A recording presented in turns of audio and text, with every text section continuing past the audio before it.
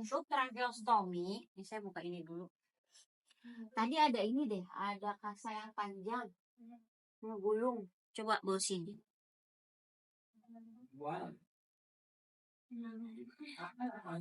Ini Itu. Ini. Nah itu. Tolong potongin dong, Tommy. Tracheostomy. Ini adalah alat yang digunakan. Itu agak susah nih buka ini. Kelihatan.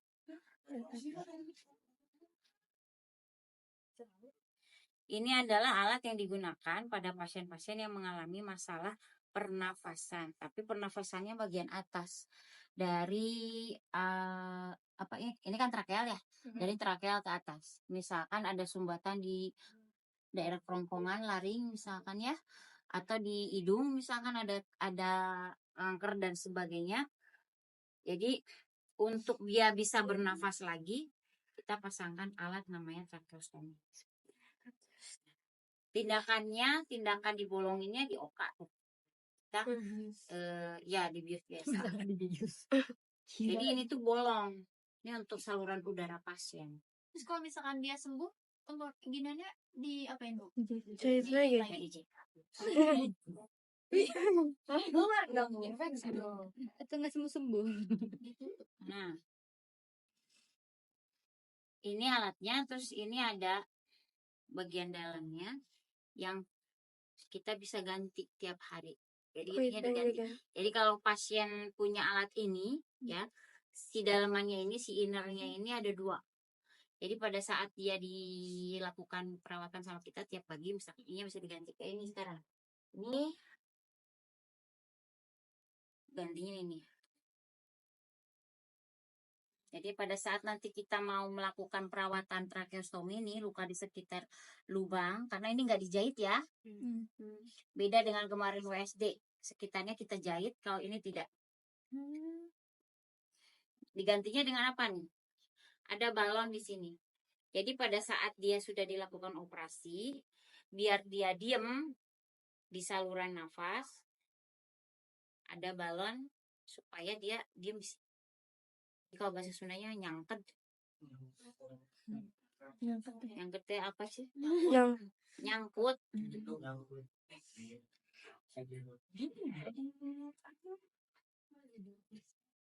Nyangkut ke saluran nafas. Kebayang nggak saluran nafas? Ini misalkan, ini saluran nafas. Jadi gini dia, diam kan? Resikonya apa kira-kira?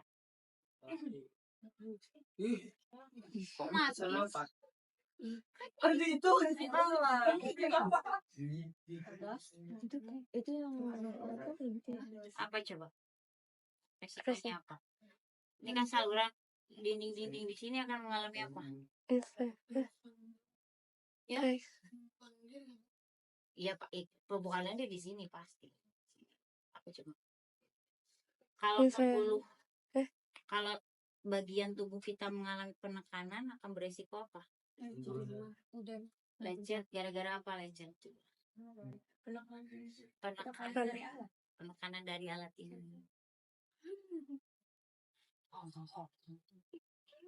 Jadi supaya dia tidak mengalami penekanan, karena kalau sudah mengalami penekanan, resikonya nanti dia akan dia akan mengalami kematian jaringan, kan bahaya, ya. Ini kan terus saja tekan kan, ini kan, terus ditekan. Ini lama-lama takutnya ada kematian jaringan. Jadi pada saat kita melakukan tindakan perawatan, kita usahakan dulu longgarin dulu ininya, gak usah sampai kempes. Yang penting dia bisa agak longgar, gak terlalu tertekan. Segini aja. Jadi selama perawatan ini dilonggarin dulu, ya, supaya area sekitar si trakea, dinding-dinding trakea ini tidak tertekan. Kalau udah selesai semuanya, baru masukin udara lagi. Itu. Ya. Hmm. Oke. Kemudian nih si tali ini sangat berisiko untuk terjadinya infeksi ya. Maksudnya sebagai media infeksi. Kotor banget. Apalagi apa? Ini kan berdekatan dengan area sini kan luka. Jadi kalau misalkan kita tidak sering mengganti, minimal pada saat kita ganti balutan itu beresiko mengalami infeksi. Jadi emang harus pada saat kita ganti balutan ganti juga talinya. Ini kalau ini dari setelan pabrik ya, setelan pabrik. Kita bisa modifikasi sebenarnya. Yang tadi saya mana tadi? Nah ini. Kita bisa ganti pakai kasar seperti ini. Modifikasi aja. Yang penting bersih, terlihat bersih. Kemudian orang ukur lah. Cukup lah. Bersih, kemudian jangan terlalu kencang saat taliin ya. Jangan. Meninggoy dia. Bisa ditipisin lagi nggak? Ini juga dijual lagi deh. Tebelan. Pegel ya. Biasanya pemasangannya berapa hari? Apaan? Ini bisa lama, tergantung dari kondisi pasiennya. Kadang ada yang sampai seumur hidup, ada. Serius, banyak yang sampai seumur hidup. Jadi dia tetap dibawa kita sampai rumah. Iya. Ibu ini untuk yang sering merokok juga. Iya, kalau dia udah misalkan didiagnosa kanker biasanya. Kankernya ternyata menyumbat saluran pernafasan. Coba bukain dong. Mana sih tadi lubangnya? Yang biru-biru. Kita dulu. Kayaknya masih ada udara.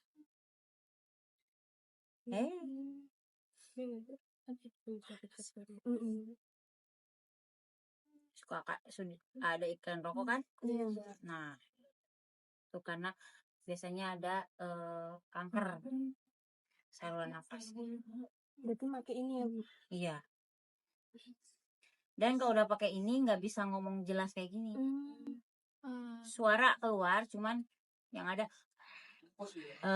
gitu doang. Hilang suaranya. Artikulasi ada di sini, cuman suara yang keluarnya nggak ada. Berarti nggak bisa berenang dong Bu kalau misalnya tinggi airnya. Jangan. Dia napas aja susah nih. Kepikiran mau berenang. Banget emangnya orang. Astaga. Nah ini biasanya kalau dia kondisinya agak-agak parah misalkan, ini bisa aja di sini dikasih oksigen. Dia tidur terus dibius ya. Sama buat alat suction juga masih Bu bisa. Bisa. Ya kan ya Bu? Langsung ke sini.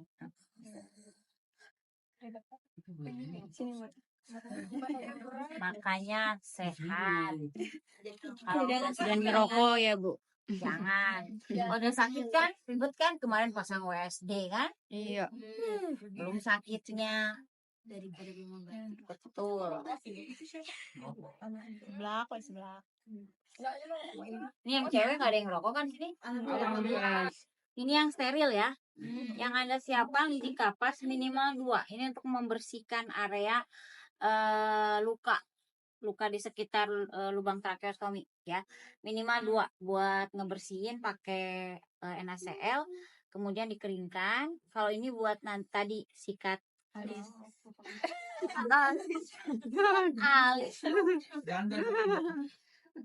Sikat untuk tadi bagian ininya ya, dalamnya.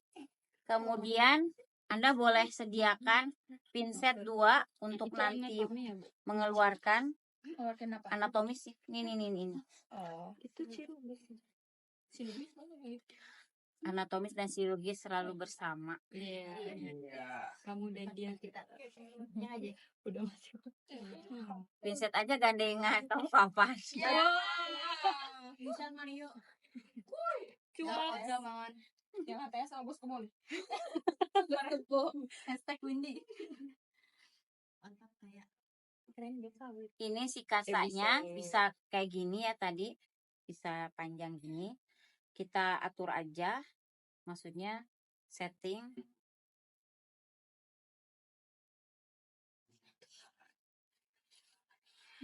Tidur sih. Oh, tidur sih. Nah, siapin. Bu, iya kan kita harus ganti.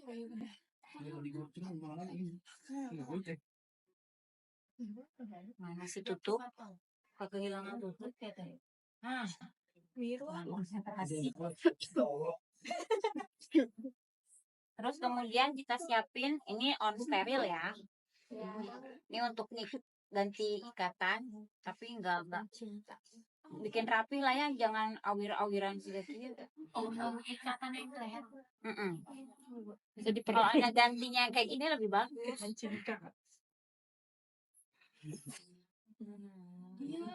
Pegel ya. Ini. Saya belum pernah nyobain. Alhamdulillah. Terus ini ada 2 kom. Isinya 1 air panas, air hangat ya, untuk rendam ini nih.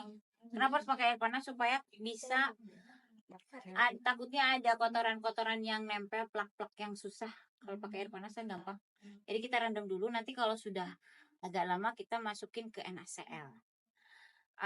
Lebih bagusnya sih udah direndam, kita sikat nih kayak ini, di air mengalir, pakai sabun dibersihin, terus nanti baru kita sterilin kan sekarang pakai alat ya, pakai kayak sterilisasi gitu, baru kita sterilin ya.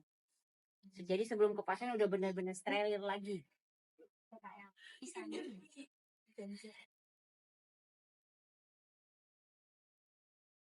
Nah, kita siapin 2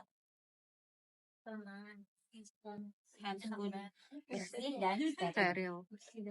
Udah ke pasien, kita udah merentrasi dan sebagainya, kita siapkan. Kabiro. Udah. Sini. Ini bawah. Ini sih. Bukan di sini. Tidak ada. Terus kita beritahu bahwa takutnya dia tidak nyaman ya. Misalkan pada saat nanti kita ininya dibuka, kemudian ini ditarik, kasih tahu ke pasien ya. Terus kemudian ini dalamnya steril ya. Iya. Ini udah steril maksudnya. Karena nanti yang akan nggak mengganti.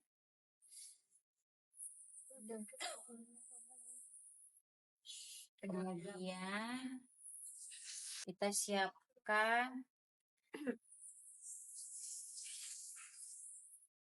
sebenarnya kita mau pakai handscoon 2 atau 1 itu tergantung, karena kalau kita mau buka ini kita bisa udah pakai handscoon steril, cuman kita pakai tangan yang dominan dan non dominan.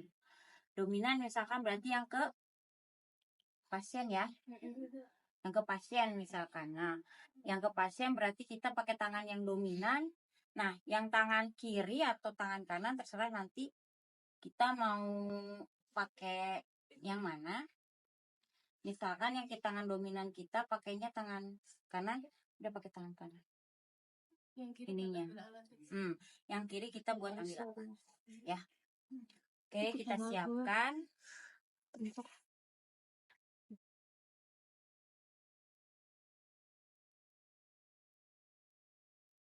Dia pakai headset dulu.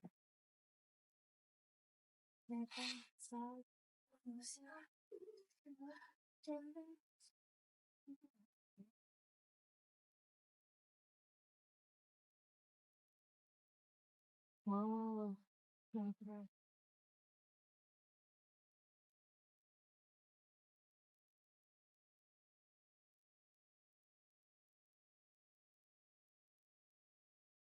Nah, kalau sudah, ini dalamnya masih steril ya. Udah, kita buang. Bisa mau pakai nanti. Kemudian kita siapkan untuk membuka si itunya pasien, si itunya. Ini ya, ini agak susah sih sebenarnya. Harusnya saya nggak pakai tangan steril dulu.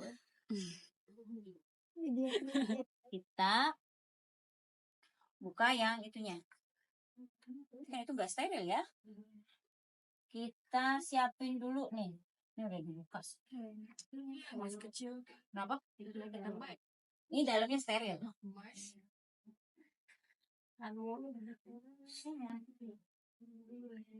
Ininya steril, luarnya enggak steril. Kita harusnya ada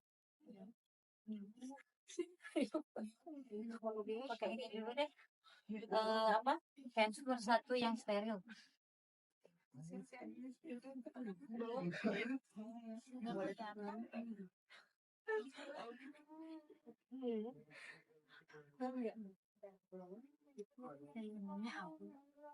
Yang satu ini NaCl. Yang satu ini NaCl, yang satu air panas ya. Ini ceritanya. Ini NaCl ya, saya iniin. Terus yang ini air panas. Nah, kalau sudah, kita buka.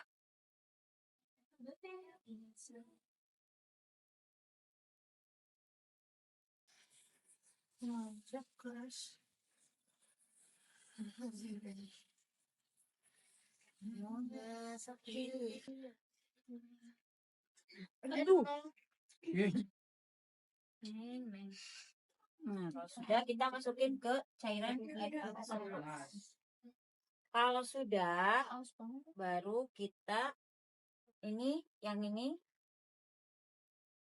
udah ke pasien ya.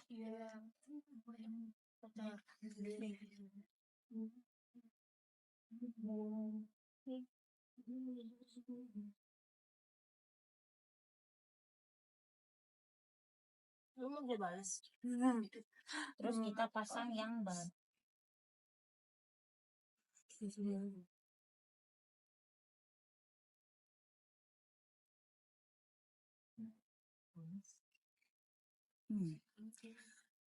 Dorong sampai ada. Terus kemudian kita buka.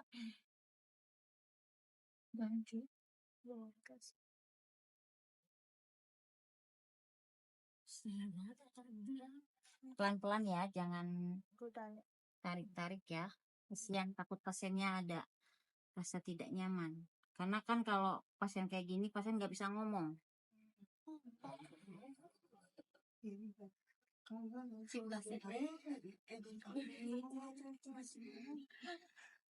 Enggak.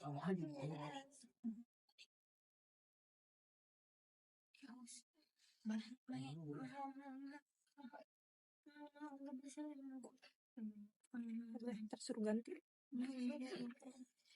Terus kemudian kita pakaiin NaCl. Ini udah di ini atau kita bawa ini karena belum ada ya.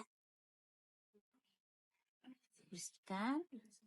Nih, ini kan bolong, bukan bolong. Ada luka, tapi nggak dijahit. Makanya terbuka ini. Kita harus bersihkan.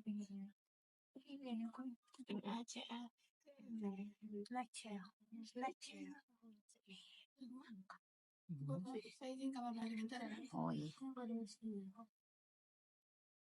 Dan misalkan udah bersih, baru kita ringkang. Biasanya kotornya karena sisa-sisa ada sekret dahak ya. Terus selama perawatan ini kita lihat adakah tanda-tanda infeksi ya, kemerahan, mengakar, atau keluaran sekret dan sebagainya kita lihat. Terus kalau misalkan ada kayak gitu harus gimana? Bersihin lah, masa dibiarin. Terus setelah itu kita Ini yang bersih ya, yang steril, yang baru. Kita pasang lagi. Boleh dari bawah, dari atas, terserah.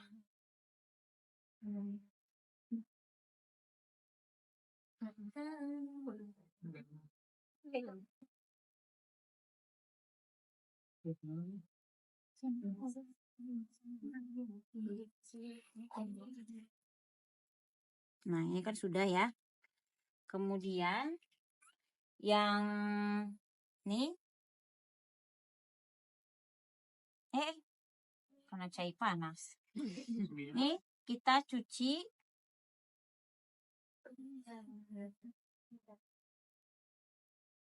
Sikat.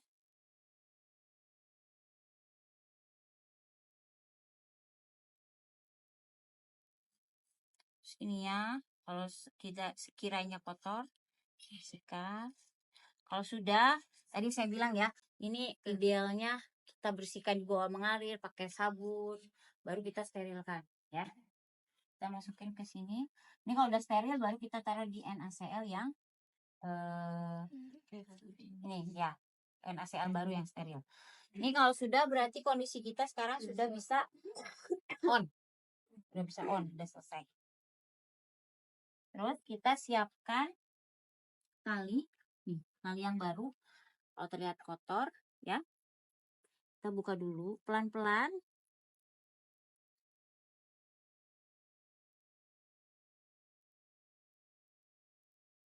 Takutnya ini lepas ya. Terus baru kita langsung pasang. Caranya.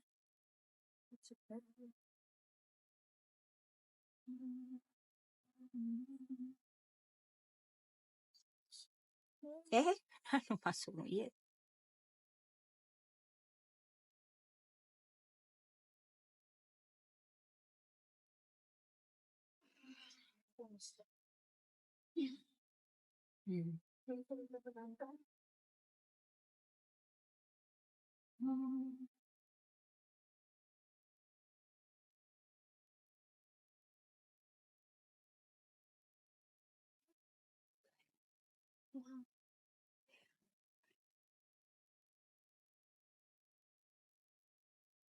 Kalau sudah baru kita lepas. Ini.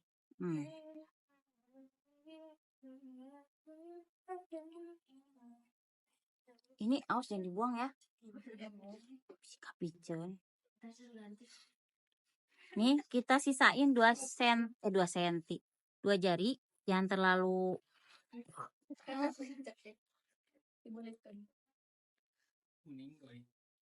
jangan kelebihan, takutnya nanti si trakeanya terlalu tertekan ya.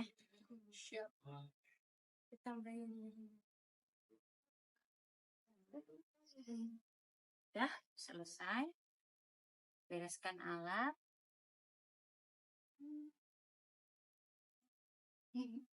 Beresin dah. Buka masker. Buka handscoon, cuci tangan, bereskan alat, terus dokumentasikannya lupa. Sudah selesai. Ada tanyakan nggak? Mana setelah ngebersihin NaCl-nya dibuang. NaCl yang mana?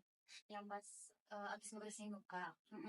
Nah kan habis itu nyimpan ini ya bu, ini di situ itu diganti NaCl-nya. Tapi tetap pakai yang ini kan tadi belum dipakai. Ini kan masih direndam sama air panas, jadi bisa aja kita pakai. Masih saya ya. Soalnya kalau misalkan udah nggak saya nggak boleh. Ini kalau pakai lagi kita kan baru lagi nanti sini lagi. Ya. Terus ada lagi nggak? Ibu, ini nggak perlu diikat kan, cuma diputerin. Iya. Jangan diikat. Takutnya nanti pada saat kita mau ganti kesusahan. Ya. Terus lihat nih, takutnya ada infeksi ya. Kotor banget, basah misalnya. Yang namanya luka terbuka ya beresiko mengalami infeksi, apalagi ini nggak dijahit ya.